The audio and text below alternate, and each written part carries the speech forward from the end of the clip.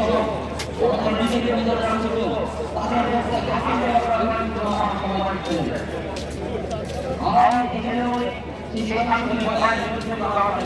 কারণ আমাদের মধ্যে অনেকেই মাদ্রাসা তারা বুঝছে খাবার নিয়ে যায় না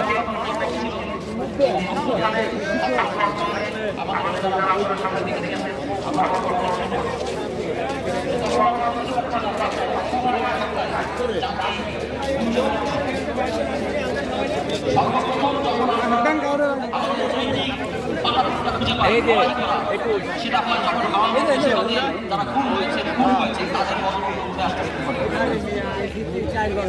আমরা দেখেছি কিভাবে মায়ের প্রাণ সংগঠিত হয়েছে এবং সারা দেশে স্বীকার করে একে একে যখন সে তাদের গল্পগুলো বলতে শুরু করে সেগুলো দেশীয় এবং আন্তর্জাতিক মিডিয়া স্ট্রং করে শুরু করে একটু বাইরের দিকে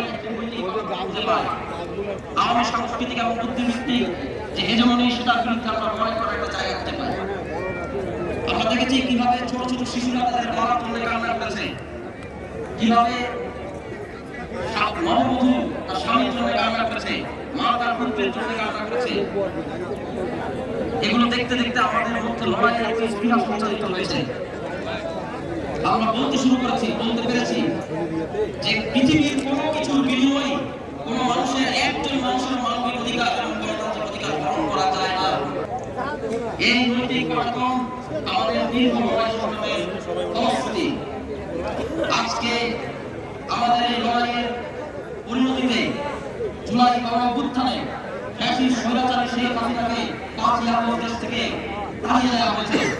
আজ মুক্ত স্বাধীন বাংলাদেশ আন্তর্জাতিক মানবাধিকার দিবস উপলক্ষে মায়ের ডাকের আয়োজনে আমরা এখানে কথা বলছি। আমাদের যে দীর্ঘ লড়াই সেটি একটি সন্ধিক্ষণে পৌঁছেছে, কিন্তু আমাদের লড়াই এখনো শেষ হয়ে যায় না। আমাদের দেশের পুলিশ কাঠামো, বিচার বিভাগের কাঠামো, আমাদের দেশের ফৌজদারি আইন এগুলো এখনো পুরনো ঔপনিবেশিক কাঠামোহীন, যেটাকে আওয়ামী লীগ ব্যবহার করেছে একটি ফ্যাসিবাদী শাসন কায়েমের জন্য। আমরা দেখেছি অন্তর্বর্তীকালীন সরকার অনেকগুলো কমিশন করেছেন, সেই কমিশনগুলো পুলিশ বিচার বিভাগ নিয়ে অনেক সুপারিশ করবে। আমরা চাই যাতে করে বাংলাদেশের ভবিষ্যতের পুলিশ আইন শৃঙ্খলা ব্যবস্থা, বিচার ব্যবস্থা এমনভাবে তৈরি হোক যাতে আর কোনো মানুষের খুন হতে না হয়। একজন মানুষের অধিকার কোনো যুক্তিতে হরণ করা হবে না। প্রগতিশীলতা হোক, কোনো মতাদর্শ হোক, কোনো কিছুর নামে একজন মানুষের অধিকার হরণ করা যাবে না, কোনো মায়ের বুক খালি করা যাবে না। এইটাই সামনের বাংলাদেশের মূলনীতি, এটাই সামনের বাংলাদেশের প্রতিশ্রুতি। 27শে জুলাই জাহাঙ্গীরনগর বিশ্ববিদ্যালয়ে আমরা আন্দোলন করেছি। আমি ব্যক্তিগতভাবে জাহাঙ্গীরনগর বিশ্ববিদ্যালয়ের পাশ থেকে আমাকে তুলে নিয়ে যাওয়া হয়। তারপরে সেতু ভবন পড়ানো একটা মিথ্যা মামলায় দিয়ে 6 দিনের রিমান্ডে নেওয়া হয়। এর মধ্যে 2 দিন আমার কোনো খোঁজ খবর ছিল না। পরবর্তীতে 3রা আগস্ট আমি জামিন পাই এবং জামিন পেয়ে বিশ্ববিদ্যালয়ে ফেরত আসি। সেই সময় আমার মা বাবা, আমার ছোট বোনদের চেহারা